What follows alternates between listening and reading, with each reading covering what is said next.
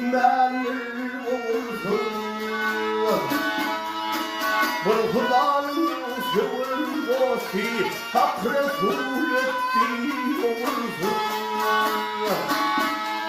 Haberler gelsinler Bu diyen Allah dinle Sağ içinde şahırine Olur hem ettiği olsun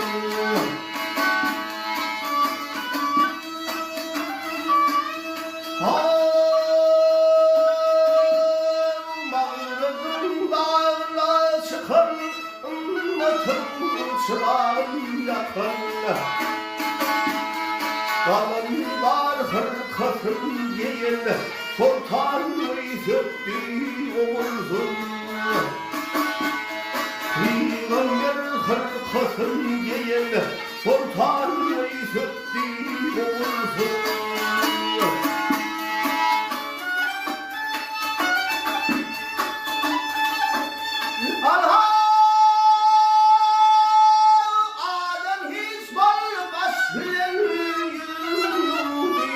Yaşlının Havli uğurdaşlının Havli hem göktü olursun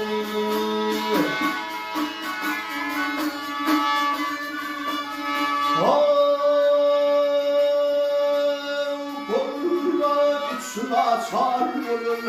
Musa hem uçarpılın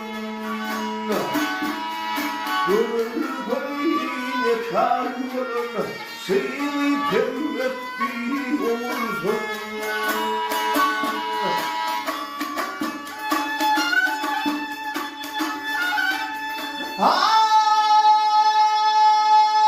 Oğullar çeker Mehmet Bir göğe yağar Mehmet Kur'an'ın dostu Muhammed Peygamber ettiği olsun Haydi inşallah.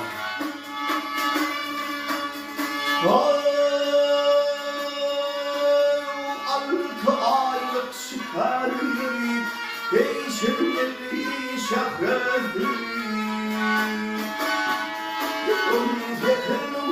alem sonra Süleyman ettiği olsun